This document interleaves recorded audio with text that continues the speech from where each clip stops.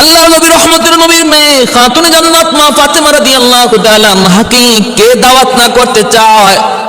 আর এখানে বুঝি বোন হয়ে দাওয়াত দিতে চায় না, অথচ ইহুদি একটা মহিলা, ইহুদি একটা মেয়ে ফাতেমা রাদিয়াল্লাহু তাআলা আনহার বান্ধবী ছিল। ওই ইহুদি মেয়েটা সে ছিল বান্ধবী মদিনার। ভাইরা বন্ধুরা, ওই মেয়েটা একবার এরকম ভাবে কি করবে, ইহুদি মেয়েটা বাবা ছিল অনেক ধনী, অনেক ধনী পরিবারের মেয়ে, ইহুদি মেয়ে, সম্পদের কোনো অভাব নাই, একরকম রাজার হালেই চলে। এই মেয়েটাকে ইহুদি যখন বিয়ে দিবে, মেয়ে বলতেছে আব্বু আমার বিয়ে হবে, অসুবিধা নাই, যেখানে মন চায় তুমি বিয়ে দাও, কিন্তু আমার একটা দাবি আছে। বাবা কি দাবি? দাবি হলো আমার এক বান্ধবী আছে, নাম হলো ফাতেমা, আমার বান্ধবীকে আমার বিয়েতে দাওয়াত করা লাগবে। ইহুদি বলতেছে তোমার বান্ধবীর বাবা কে? বলে বাবা মোহাম্মদ। আচ্ছা, দাদা কে? কয় আব্দুল্লাহ। ইহুদি বলতেছে মা আমি তো দাওয়াত করব, কিন্তু কোন গরিব ফকির এরকম কোন লোককে তোমার বিয়েতে দাওয়াত দিতে পারি না, কারণ আমার এই অনুষ্ঠানে ভিআইপি ভিভিআইপি রাজা বাদশার পরিবার দ্বারা দাওয়াত খাইতে আসবে, ওদের মাঝে আমি কোনো ফকির মিসকিন গরিব কাউকে দাওয়াত করব না, করতে পারিও না। তোমার বান্ধবী ফাতেমা সে কেমন? কয় খুব গরিব, দেখছি আমি জামা পরে 5টা-6টা তালি দিয়া। ইহুদি কয় অসম্ভব, তাহলে এই প্রস্তাব প্রত্যাখ্যান, এটা কখনো কবুল হবে না, এটা গ্রহণযোগ্য না, এটা আমি মানতে পারি না। এমনি মেয়েটা কান্না শুরু করে দিল। 3 দিন পর্যন্ত মেয়ে কিছু খায় না, কথা বলে না। মাকে সাফ সাফ জানাই দিল, মা আব্বুকে বলে দিও আমার বিয়ে যদি করাইতে হয়, যদি অনুষ্ঠান করাইতে হয়, অযথা খরচ করে কোনো লাভ নাই, বান্ধবী ফাতেমা ছাড়া আমি বিয়ে বসবো না।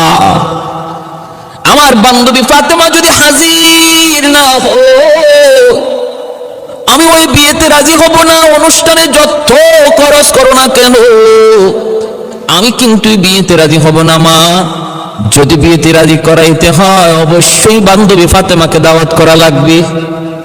ইহুদি আমার নবীর মেয়ে ফাতেমাকে দাওয়াত দেয়, আর ওই গুমরার দল, বদভ্রষ্টের দল বলে ওরা নাকি নবীর বোন হয়ে নাকি বোনকে দাওয়াত দেয় না, গরিব হওয়ার কারণে। ইহুদি মেয়ে খানা বন্ধ করে দিল, 3 দিন চলে যায়। মা স্বামীর কাছে যা বলে, স্বামী গো সন্তান যদি বাঁচাইতে হয়, বিবাহ তো পরে, আগে যদি বাঁচাইতে হয় তাড়াতাড়ি তার বান্ধবীকে দাওয়াত করো। এমনি বাবা সাইসা বলতেছে মারে একটু থাম, এ মা শুন তোর কথা আমি মানবো, কিন্তু মা একটা শর্ত আছে, একটু যা দেখ না, খবর নেয়া দেখ, একটা চিঠি নিয়ে চিঠি পাঠা, তার বাবার বংশে তার মায়ের বংশে কেউ রাজা ছিল কিনা, কেউ বাদশা ছিল কিনা, জমিদার ছিল কিনা। যদি তার বাবার বংশে মায়ের বংশে কেউ না কেউ জমিদারও থাকে, আমি বলবো অমুক জমিদারের নাতিন, অমুক জমিদারের সন্তান। একটু চিঠি লেখ। বান্ধবী চিঠি লিখতেছে খাতুনে জান্নাত ফাতেমা রাদিয়াল্লাহু তাআলা আনহার কাছে। চিঠির ভাষা ছিল এমন, বান্ধবী আমার বাবা আমাকে বিয়ে করানোর জন্য, বিয়ে দেওয়ার জন্য পাগল, আমিও বিয়ে বসার উপযুক্ত, কিন্তু আমি শর্ত করেছি তুমি যদি আমার বিয়েতে না আসো আমি কিন্তু বিয়ে বসবো না, আমি বিয়েতে রাজিও হব না, এই অনুষ্ঠানই হবে না। কিন্তু আমার বাবা তো বলেছে কোন রাজা বাদশার সন্তান ছাড়া, জমিদারের পরিবার ছাড়া কাউকে বিয়েতে দাওয়াত করা হবে না। আমি খানা দানা বন্ধ করে দিয়েছি, 3 দিন পর্যন্ত চলে গেছে, কোনো কথা নাই, বার্তা নাই। এক পর্যায়ে বাপ মা রাজি হয়েছে, এই শর্তে বান্ধবী তুমি যদি একটু বলো তোমার বাবার বংশে মায়ের বংশে কোনো জমিদার, কোনো রাজা বাদশা আছে কিনা, তুমি যদি একটু বলো, তাহলে আমার জানো বাসে তুমিও এই দাওয়াতে আসো। এই চিঠি যখন খাতুনে জান্নাতের কাছে পৌঁছলো, তখন তিনি আল্লাহ নবীর কাছে গেলেন চিঠি লইয়া। বাবা আমার এক ইহুদি বান্ধবী আছে, আমার ওই ইহুদি বান্ধবী সে বিয়ে বসবে এক শর্তে, যদি আমি তার অনুষ্ঠানে যাই। কিন্তু তার বাবা বহুত বড় ইহুদি, সে অনেক ধন সম্পদের মালিক, সম্পদের অহংকার তার অন্তরে খুব বেশি, এজন্য সে কোনো গরিবকে অনুষ্ঠানে দাওয়াত করতে রাজি না। কিন্তু আমার বান্ধবী সেও তার দাবি থেকে শর্তে রাজি না। এই অবস্থায় বাপ্পা রাজি হয়েছে এই শর্তে যে আমাদের মা বাবার বংশে কোনো জমিদার, কোনো রাজা বাদশা ছিল কিনা। আব্বু এটা তো তুমি বলতে পারবা, আব্বা এবার তুমি বলো আমি কি করব। আল্লাহর নবী, রহমতের নবী, মায়ার নবী বলেন, মা রে তুমি বিয়ের অনুষ্ঠানে দাওয়াত খেতে যাবা? বাবা আমি যাব বলে, হ তুমি যাবা। তুমি চিঠি লিখে দাও, বান্ধবী আমি তোমার বিয়েতে দাওয়াত খাইতে আসব। বান্ধবী আমি তোমার বিয়েতে দাওয়াত খাইতে আসবো। আর নিচে লিখে দিবাস, দুনিয়ার রাজা বাদশাদেরকে যিনি রাজা বানায়, দুনিয়ার রাজা বাদশাদেরকে যিনি রাজা বানায়, বাদশা বানায়, জমিদার বানায়, সেই মালিকের দোস্ত হলেন আমার বাবা মুহাম্মাদুর রাসূলুল্লাহ। ওয়ামা আরসালনাকা ইল্লা রাহমাতাল লিল আলামিন। আল্লাহ পাক রব্বুল আলামিন কয়, বন্ধু তোমাকে জগতের জন্য রহমত বানায় পাঠাইছি। সূরা আলাম নাশরাহ লাকার মধ্যে কয়, ওয়ারাফানা লাকা যিকরাক। ও বন্ধু আমি আল্লাহ তোমার নামকে উঁচু করেছি। আমি আল্লাহর নাম যত জায়গায়, তোমার নাম তত জায়গায়। আজানে আমার নাম, সাথে তোমার নাম। নামাজে আমার নাম, সাথে তোমার নাম। জানাজায় আমি আল্লাহর নাম, সাথে তোমার নাম। জানাজায় দেখবেন আর কিছু না থাকলেও আলহামদুর সাথে সূরা না থাকলেও দরুদ শরীফ জানাজার মধ্যে আছে না নাই? ইকামতের ভিতরে আমি আল্লাহর নাম, সাথে তোমার নাম। বাংলার জমিনে যেখানে আজান শেষ, ভারতের জমিনে আজান শুরু। ভারতে শেষ, পাকিস্তানে শুরু। যেখানে আমি আল্লাহর নাম উচ্চারণ হয় সেখানেই তোমার নাম উচ্চারণ হয়। কালেমার ভিতরে আমি আল্লাহর নাম, সাথে সাথে তুমি বন্ধুর নাম। तकबीर में कलमा में नमाजों में यज़ा में, तकबीर में कलमा में नमाजों में यज़ा में, है नाम इलाही से मिला नाम मोहम्मद, है नाम इलाही से मिला नाम मोहम्मद।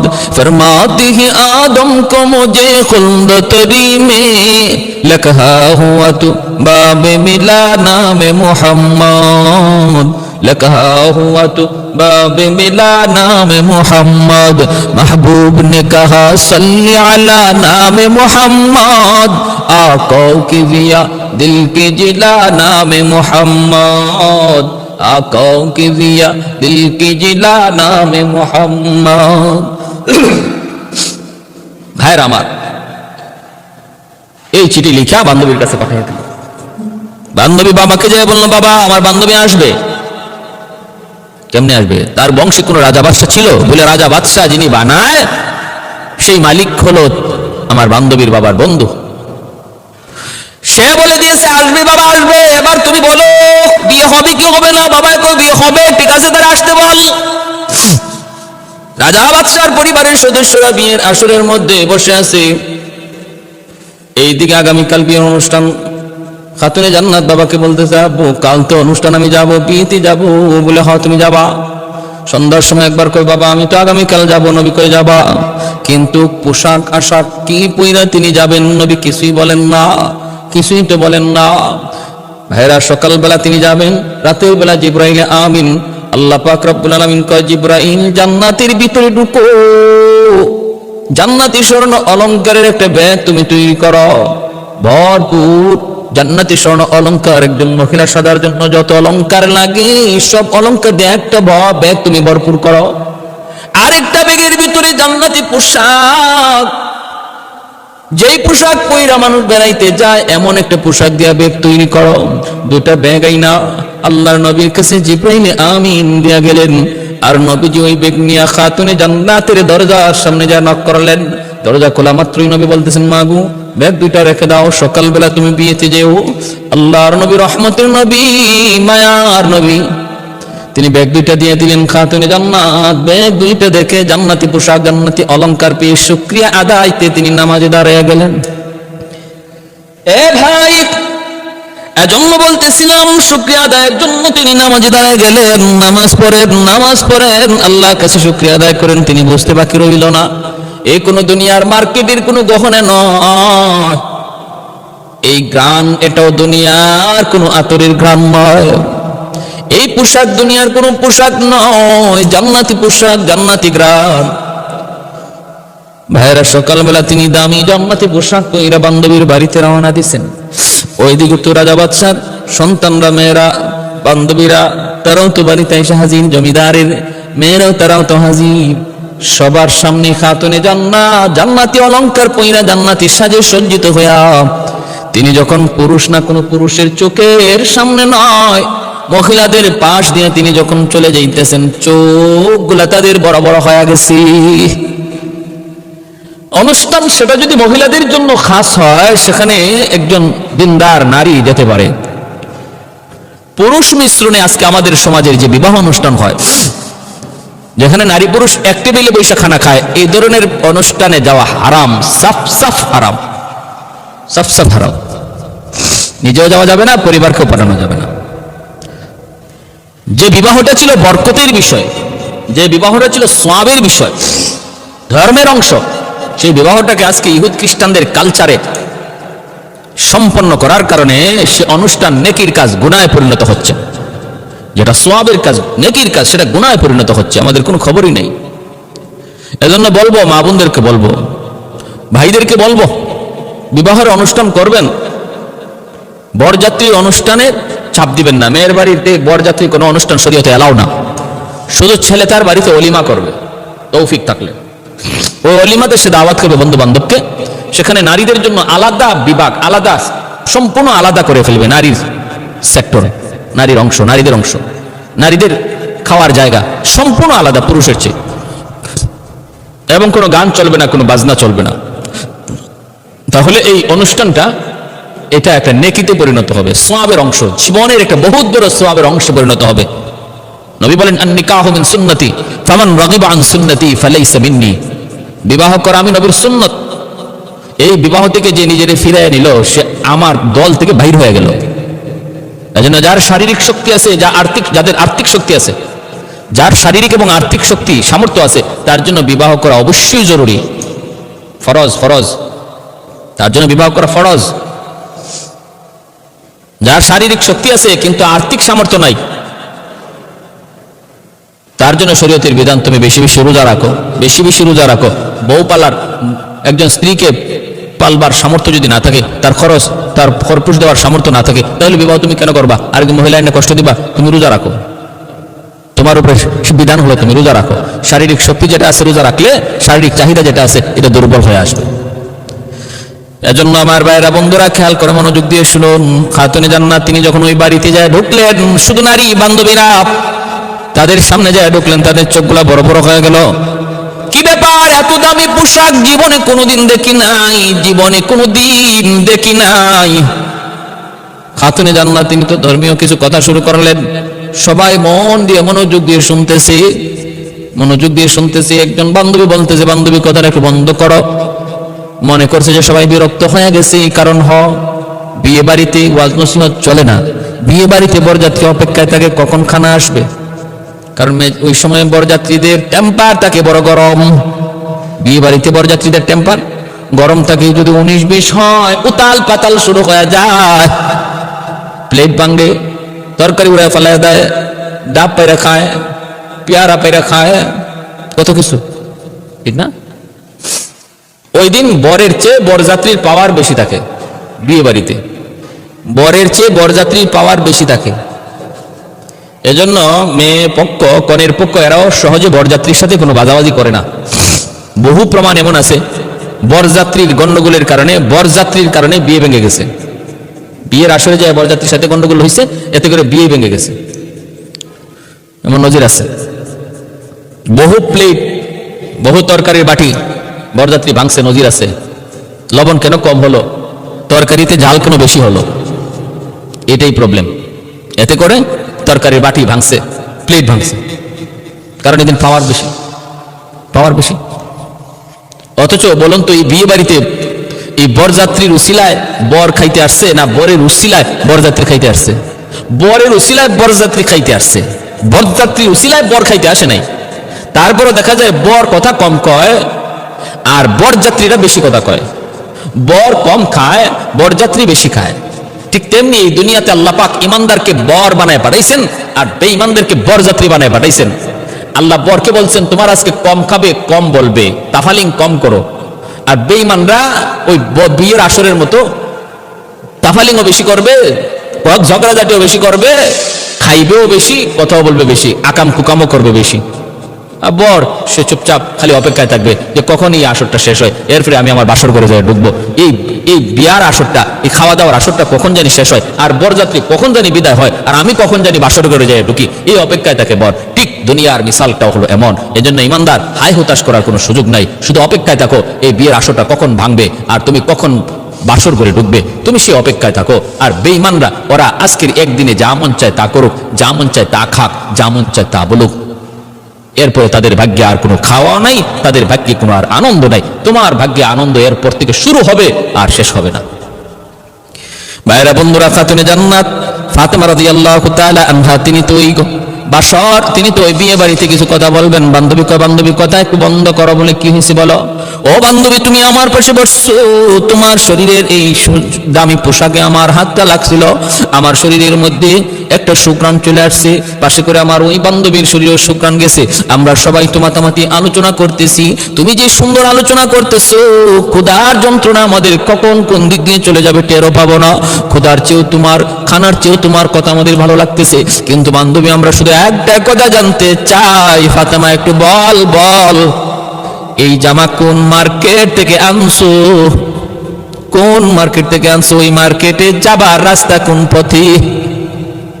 খাতুনে জান্নাত কয়, বান্ধবীরা, এটা দুনিয়ার কোন মার্কেট নয়, এই মার্কেটের মালিক হলেন আসমানের মালিক, জমিনের মালিক, জান্নাত জাহান্নামের মালিক আমার আল্লাহ। তিনি হলেন ওই মার্কেটের মালিক, আর সেলসম্যান হলেন জিব্রাইল আমিন। জিব্রাইল আমিন কই যাওয়ার রাস্তা কোন পথে? কই রাস্তা হলো ইহদিনাস সিরাতাল মুস্তাকিম।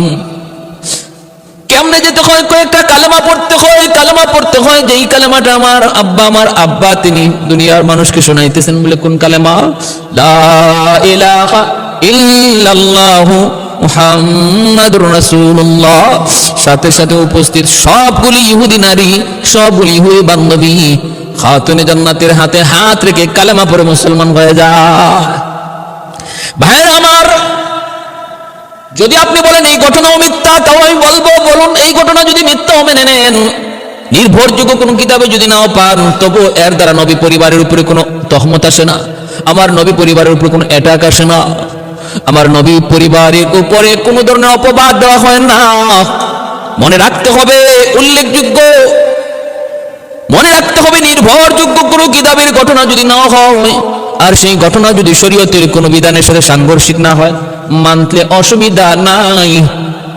যদি আমার এর দ্বারা আমলের কোনো বিষয় থাকে, বাইরে আমরা এজন্য বলতেছিলাম, আমরা যদি ইসরাইলের আয়াত মানি, আমরা যদি নির্ভরযোগ্য কিতাবের কোনো ঘটনা নাও শুনি, তবুও সেই ঘটনা যদি শরীয়তের কোনো বিধানের সাথে, সাহাবায়ে কেরামের ইজ্জতের উপর, নবীর ইজ্জতের উপর, নবী পরিবারের ইজ্জতের উপর, উলামায়ে কেরামের ইজ্জতের উপর আঘাত করে এমন কোন ঘটনা যদি না হয়, তাহলে সেটা মেনে নিতে কোনো অসুবিধা নাই, যদি এর মধ্যে আমলের কোনো উৎসাহ পাওয়া যায়। আমলের যদি উৎসাহ মিলে, সেটা যদি আকীদা সংক্রান্ত কোনো বিষয় না হয়, আকীদা সংক্রান্ত বিষয়, যে আমি এটা মানলে আমার কোনো আকীদার সাথে দ্বন্দ্ব বেজে যাইতেছে, তাহলে মানতে অসুবিধা নেই। মা ফাতেমা রাদিয়াল্লাহু তাআলা আনহা, বোন উম্মে কুলসুম রাদিয়াল্লাহু তাআলা আনহা, তাদের দুজনের ভিতরে ঘটে যাওয়া একটি ঘটনা বহুল প্রচলিত রয়েছে। উম্মে কুলসুম রাদিয়াল্লাহু তাআলা আনহা আমার নবী, রহমতের নবী, মায়ার নবীর 3 নাম্বার মেয়ে সন্তান। নবীজির 4 জন মেয়ে সন্তানের ভিতরে উম্মে কুলসুম রাদিয়াল্লাহু তাআলা আনহা হলেন 3 নাম্বার।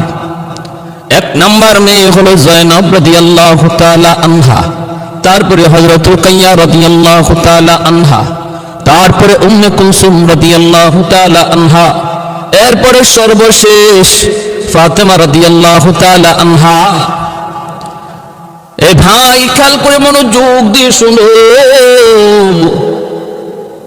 উম্মে কুলসুম রাদিয়াল্লাহু তাআলা আনহা ওনার সর্বশেষ বিবাহ হয়েছে হযরত উসমান গনি রাদিয়াল্লাহু তাআলা আনহুর সাথে। আর খাতুনে জান্নাত মা ফাতেমা রাদিয়াল্লাহু তাআলা আনহার বিবাহ হয়েছে হযরত আলী রাদিয়াল্লাহু তাআলা আনহুর সঙ্গে। তাহলে হযরত উসমান আর হযরত আলী তারা হলেন পরস্পরের ভাইরা, দুজনই হলেন মায়ার নবীর জামাতা। আর প্রথম দুইজন আবু বকর এবং ওমর রাদিয়াল্লাহু তাআলা আনহুমা হলেন আমার নবীর শ্বশুর। কারণ আবু বকর সিদ্দিক রাদিয়াল্লাহু তাআলা আনহুর মেয়ে আম্মাদান আয়েশা সিদ্দিকা রাদিয়াল্লাহু তাআলা আনহা নবীজির পবিত্র বিবি, ওমর ফারুক রাদিয়াল্লাহু তাআলা আনহুর মেয়ে হাফসা রাদিয়াল্লাহু তাআলা আনহা নবীর পবিত্র একজন বিবি। এজন্য প্রথম চার খলিফার প্রথম দুই খলিফা হলেন মায়ার নবীর শ্বশুর, আর পরের দুই খলিফা হলেন আমার নবীর জামাতা। আলী রাদিয়াল্লাহু তাআলা আনহু বড় গরীব, আর ওসমান গনি রাদিয়াল্লাহু তাআলা আনহু তিনি একজন ধনী সাহাবী। শুধু ধনী না, মদিনার একজন শিল্পপতি, অসংখ্য গণিত ধন বিশিষ্ট মদিনার বহুত বড় ব্যবসায়ী ওসমান গনি রাদিয়াল্লাহু তাআলা আনহু। ওনার ঘরে হলেন নবীর মেয়ে উম্মে কুলসুম। আর আলী রাদিয়াল্লাহু তাআলা আনহু গরীব, ওনার ঘরে হলেন মায়ার নবীর ছোট্ট মেয়ে খাতুনে জান্নাত ফাতেমা রাদিয়াল্লাহু তাআলা আনহা। তাদের ঘটে যাওয়া একটা ঘটনা প্রচলিত রয়েছে। সেই ঘটনাটা হলো উম্মে কুলসুম রাদিয়াল্লাহু তাআলা আনহা তিনি নাকি মা ফাতেমাকে দাওয়াত করেন নাই। ওনার বাড়িতে একটা অনুষ্ঠান, সেই অনুষ্ঠানের ভিতরে তিনি মক্কার অনেক ধনী ধনী পরিবারের মানুষকে দাওয়াত করেছেন, ধনী ধনী পরিবারের মেয়ে সন্তান মহিলাদেরকে দাওয়াত করেছেন।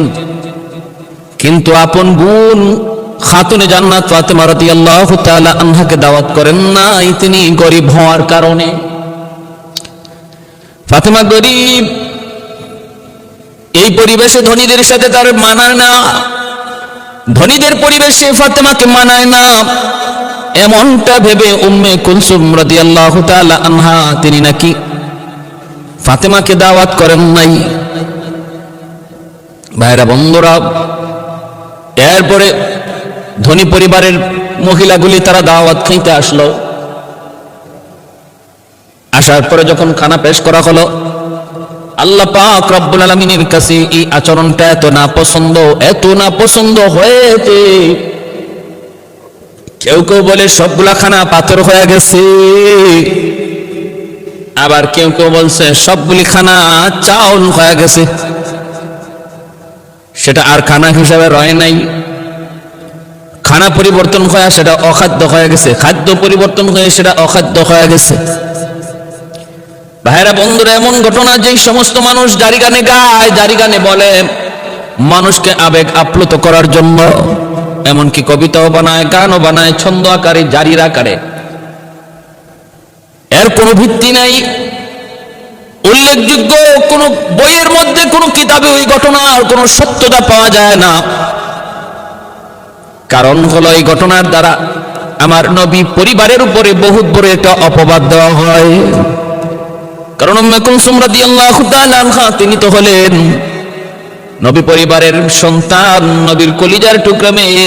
এমন কোন কথা, এমন কোন ঘটনা, এমন কোন আচরণ কোনদিন প্রকাশ করা যাবে না, বলা যাবে না, দেখানো যাবে না, যার দ্বারা আমার নবী পরিবারের উপরে অপবাদ আসে, নবী পরিবারের ইজ্জতে আঘাত হয়।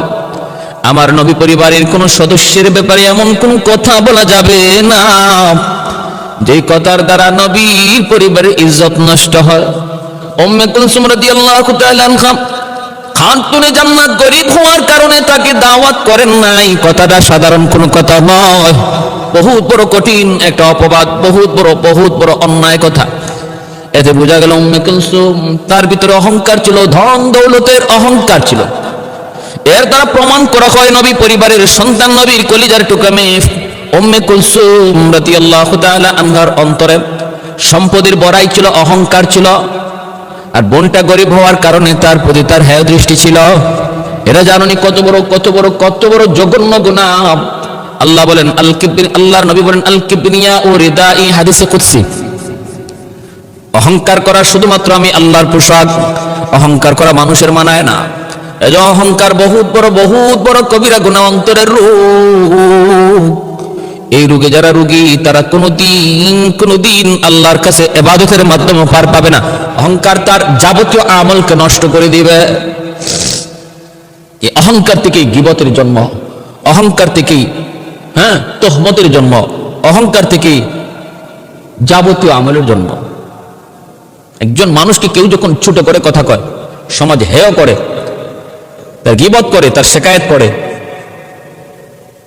প্রকাশ্যে অপ্রকাশ্যে, কখন করে? যখন তার অন্তরে অহংকার জন্ম নেয়। কাই রাখো ওর কথা রাখো, ও তো সেদিনের মানুষ, ও তো ওই দিনের পোলা, ও তো ওই দিনেই করছে, ওই দিন খালি আমার বাড়িতে এরকম আসছে সাহায্যের জন্য। এই ধরনের কথা বলে বলে সমাজে যে সমস্ত মানুষ গীবত করে, শিকায়েত করে, চুগলখড়ি করে, ইজ্জত নষ্ট করে, এদের অন্তরে বিশাল বড় রোগ, আর সেই রোগটার নাম হলো অহংকার। আমার ভাইয়েরা বন্ধুরা, এজন্য বলতেছি এই সমস্ত বানোয়াট কথা থেকে, বানোয়াট গল্প থেকে আমাদের বিরত থাকা উচিত। শুধু আমরা আপনাদেরকে শোনানোর চেষ্টা করলাম না। উম্মে কুলসুম রাদিয়াল্লাহু তাআলা আনহা আমার নবীর একজন কলিজার টুকরা মেয়ে, যার শরীরে আমার নবীর রক্ত রয়েছে রে, যার আচরণ আমার নবীর মতো হবে। তিনি হলেন উম্মতের জন্য নজির, উম্মতের জন্য দৃষ্টান্ত, নবীর একজন সাহাবিয়া। নবী বলেন সাহাবিকান নুজুম বিআইয়িহিম ইহতাদাইতুম। আমার একজন সাহাবী তোমাদের জন্য আকাশের নক্ষত্র স্বরূপ। তোমরা একজন সাহাবীকে অনুসরণ করলে হেদায়েত পেয়ে যাবা, সঠিক পথ পেয়ে যাবা, জান্নাতের পথ পেয়ে যাবা। আল্লাহর নবী সাহাবীদের ব্যাপারে এতটা গ্যারান্টি দিয়েছেন। নবী বলেন ইযা রাআইতুমুল্লাযীনা ইয়াসুব্বুনা আসহাবী ফাকুলু লানাতুল্লাহি আলা শাররিকুম। তোমরা যদি দেখো আমার কোন সাহাবী, নারী হোক চাই সে পুরুষ হোক, তাকে কেউ গালমন্দ করে, তার চরিত্র নিয়ে কেউ কথা বলে, তারে কেউ মন্দ বলে, তার কেউ অপবাদ দেয়, তোমরা বলো ফাকুলু লানাতুল্লাহি আলা শাররিকুম। নবী বলেন তোমরা সাথে সাথে জবাব দিয়ে দিও, বইল তোর উপরে আল্লাহর লানত। আল্লাহ নবী বলছেন, আল্লাহ নবী বলেন সাথে সাথে জবাব দিয়ে দিও তোর উপরে আল্লাহর লানত, তোর উপরে আল্লাহর লানত। এজন্য আমার ভাইরা বন্ধুরা, উম্মে কুলসুম রাদিয়াল্লাহু তাআলা আনহার প্রথম বিবাহ হয়েছিল আবু লাহাবের ছেলে উতাইবার সঙ্গে। আবু লাহাবের দুই ছেলে আমার নবী দুই মেয়েকে বিয়ে করেছিল। উতবা বিয়ে করেছিল রুকাইয়াকে, আর উতাইবা বিয়ে করেছিল উম্মে কুলসুম রাদিয়াল্লাহু তাআলা আনহাকে। এই দুইজন বিবাহ করেছিল। ভাইরা বন্ধুরা, আমার নবী রহমতের নবী, মায়ার নবী নবুয়ত পাওয়ার 6 বছর 7 বছর আগে উম্মে কুলসুম রাদিয়াল্লাহু তাআলা আনহার জন্ম হয়। ভাইরা বন্ধুরা, এরপরে তিনি কিছু বড় হতে লাগলেন নবীজি। ওই সময় আরবের একটা প্রচলন ছিল, অল্প বয়সী বিয়ে দেওয়া হয়ে যেত। আমাদের সমাজে সেটা অন্যায় অপরাধ, তখনকার সমাজের সময় সেটা এত অপরাধ ছিল না। নবী তার দুজন মেয়েকে বিবাহ দিলেন আবু লাহাবের সন্তান উতবা উতাইবার সাথে। এরপরে আমার নবী, মায়ার নবী যখন নবুয়ত পাওয়ার পর আল্লাহর নবী যখন তাওহীদের দাওয়াত দিতে লাগলেন, মেয়েদেরকে নবী উঠায় দেন নাই, নবীর ঘরেই ছিল, বিবাহ হয়ে গেছে। আবু লাহাবের ছেলে উতবা উতাইবা নবীর জামাতা, দুই মেয়ের জামাতা। নবী যখন কালেমার দাওয়াত দেন, তাওহীদের বাণী শোনান, আবু লাহাব নবীর তাওহীদের বাণী মেনে নিতে রাজি না। এমনকি আবু লাহাবের স্ত্রী উম্মে জামিল, সেও নবুয়তের দাওয়াত মেনে নিতে রাজি না। এমনকি আমার নবীর কঠিন বিরোধিতা শুরু করলো। এক পর্যায়ে আমার নবীর উপরে আঘাত করলো আবু লাহাব। কেউ আঘাত করার সাহস করে নাই, সবার আগে আঘাতটা করলো আবু লাহাব। যখন নবী কালেমার দাওয়াত দিতে জাবাল আবি কুবাইস থেকে নবীজি দাওয়াত দেওয়ার জন্য সবাইকে ডাক দিয়েছিলেন, আল্লাহর নবী ডাক দিয়েছিলেন আর বলেছিলেন, আমি যদি বলি পাহাড়ের ওই প্রান্তে তোমাদের জন্য দুশমন অপেক্ষায়, তোমরা কি আমার কথাটা মেনে নিবা? বলেছিল সবাই, হ্যাঁ মানবো, কারণ তুমি তো আমিন। আল্লাহ নবী বললেন, তাহলে আমি বললাম কালেমা যদি গ্রহণ না করো বিপদ বিপদ বিপদ। আবু লাহাব তখনই একটা ঢিল মারলো, নবীর দিকে ঢিল মেললে বলল, আলী হাদা জামাতানা ইয়া মুহাম্মদ, তাব্বান লাকা ইয়া মুহাম্মদ। মুহাম্মদ তুমি ধ্বংস হও, তুমি ধ্বংস হও, এজন্যই বুঝি জমায়েত করেছো। এই বইলা ঢিল মারলো। সাথে সাথে আল্লাহ পবিত্র কোরআনের সূরা লাহাব নাজিল করে জবাব দিয়া দিলেন। আল্লাহ বললেন, বন্ধু জবাব তুমি দিও না, আবু লাহাবের গালির জবাব আমি আল্লাহ দিব। কারণ আবু লাহাব তোমারে গালি দেয় নাই বন্ধু, মূলত গালি দিয়েছে আমি আল্লাহকে। যতদিন পর্যন্ত তুমি তোমার কথা বলেছো, আবু লাহাব তোমাকে কোনোদিন গালি দেয় নাই।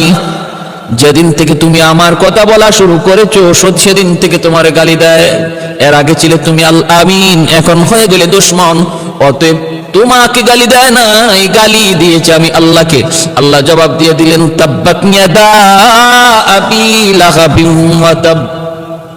এই সূরা নাজিলের পর আবু লাহাব উম্মে জামিল খেপে গেল। আরবের মধ্যে এটা রটে গেল, মুহাম্মদকে অপমান করার কারণে আবু লাহাব উম্মে জামিলের ব্যাপারে কোরআনের সূরা নাজিল হয়ে গেছে। আল্লাহর নবী, রহমতের নবী, মায়ার নবীর উপর আবু লাহাব উম্মে জামিল খেপে গেল। দুই ছেলেকে বলতেছে, তোদের শ্বশুরের কারণে আজকে আমাদের ব্যাপারে কোরআনে সূরা নাজিল হইছে, আমরা নাকি জাহান্নামী। অতএব মুহাম্মদের মেয়েকে আর তোদের ঘরে রাখা যাবে না, এই বিবাহ টিকবে না, তালাক দিয়ে দাও, তালাক দিয়ে দাও। আল্লাহর নবীও এইদিকে আল্লাহর কাছে চাইতেছিলেন, মালিক হয় তুমি আমার দুই জামাতাকে মুসলমান বানায় দাও, আর নতুবা আমার দুই মেয়েকে ওদের কাছ থেকে উদ্ধার করে দাও। নবীও দোয়া করেছিলেন, আল্লাহ হয় তুমি আমার দুনো জামাতাকে মুসলমান বানাও, নতুবা আমার দুই মেয়েকে ফিরাইয়া দাও। আল্লাহ দ্বিতীয়টা দোয়া কবুল করেছেন। মুসলমান হওয়া ওদের তকদিরে জুটে নাই, কিন্তু বাপ মার চাপে কইরা দুই পোলা রাজি হয়ে গেছে নবীর দুনো মেয়েকে তালাক দেওয়ার জন্য। আয়েশা আল্লাহ নবীর কাছে আয়েশা, দুই ছেলে তালাক দিয়ে গেছে নবীর মেয়েকে। আল্লাহ নবী কষ্ট পাইছেন, মায়ের নবী কষ্ট পাইছেন। এরপরে দ্বিতীয় হিজরিতে এরপরে নবীজি রুকায়াকে বিবাহ দিলেন হযরত উসমান গনি রাদিয়াল্লাহু তাআলা আনহুর সাথে। উসমান গনি রাদিয়াল্লাহু তাআলা আনহুর ঘরে থাকা অবস্থায় হযরত রুকাইয়া রাদিয়াল্লাহু তাআলা আনহা দ্বিতীয় হিজরিতে মদিনাতুল মুনাওয়ারায় তিনি ইন্তেকাল করেন। আর ওনার ইন্তেকালের পর আল্লাহর নবী তার তৃতীয় মেয়ে হযরত উম্মে কুলসুম রাদিয়াল্লাহু তাআলা আনহাকে উসমান গনির কাছে বিবাহ দিলেন। উসমান গনির ঘরে উসমান গনি জীবিত থাকা অবস্থায় আবার হযরত রুকাইয়া উম্মে কুলসুম তিনিও উসমান গনি জীবিত অবস্থায় তিনিও ইন্তেকাল করলেন। আল্লাহ নবী তখন বলেছিলেন, আমার যদি 10টা মেয়ে থাকতো, 10টা মেয়েও থাকতো, তবু আমি ওসমানের কাছে পরপর বিবাহ দিতাম। ভাইরা বন্ধুরা, জন্য আলী রাদিয়াল্লাহু তাআলা আনহু আর উসমান গনি রাদিয়াল্লাহু তাআলা আনহুর ব্যাপারে এত বড় অপবাদ, উম্মে কুলসুম আর ফাতেমা রাদিয়াল্লাহু তাআলা আনহার ব্যাপারে এত বড় অপবাদ হয় না। অথচ আলী রাদিয়াল্লাহু তাআলা আনহু আর ফাতেমা রাদিয়াল্লাহু তাআলা আনহার বিবাহের সময় মোহর দেওয়ার মতো ক্ষমতা আলীর ছিল না। সেই মোহরের ব্যবস্থা করেছিলেন আলী রাদিয়াল্লাহু, হযরত উসমান গনি রাদিয়াল্লাহু তাআলা আনহু। আল্লাহ নবী বলেছিলেন, আলী ঢাল আর তলোয়ার তো আছে, বাজারে বিক্রি করে মোহরের ব্যবস্থা করো। রাস্তার মধ্যে উসমান গনি পেয়ে গেলেন। উসমান ডাক দিয়ে বলতেছেন, আলী কই যাও? কই বাজারে যাই কেন? কই ঢাল তলোয়ার বিক্রি করে মোহরের ব্যবস্থা করব। আলী হযরত উসমান বলেন, আলী আমার কাছে বিক্রি করো, কত টাকা লাগবে বলে এত?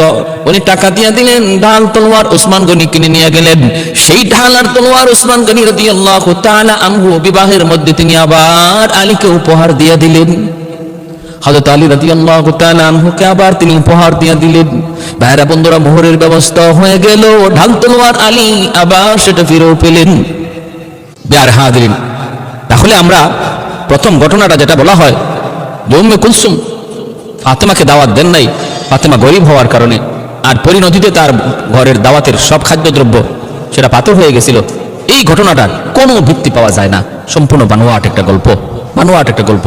এর দ্বারা আমার নবী পরিবারের উপরে অ্যাটাক করা হয়, কারণ উম্মে কুলসুম নবীজির কলিজার টুকরা মেয়ে, তার উপরে এবং হযরত উসমান গনি রাদিয়াল্লাহু তাআলা আনহুর স্ত্রী হযরত উসমান গনির উপরেও যে এই অপবাদটা যায় পড়ে, এই অ্যাটাকটা যায় পড়ে। অতএব এই সমস্ত কথা যারা বলে আমরা তাদেরকে বাধা দিব, এই সমস্ত জারিগান যারা গায় তাদেরকেও আমরা বাধা দিব, এবং ইসলামের সুন্দর ঘটনাবলী, সহি ঘটনাবলী আমরা শুনবার এবং আমল করার চেষ্টা করব ইনশাআল্লাহ।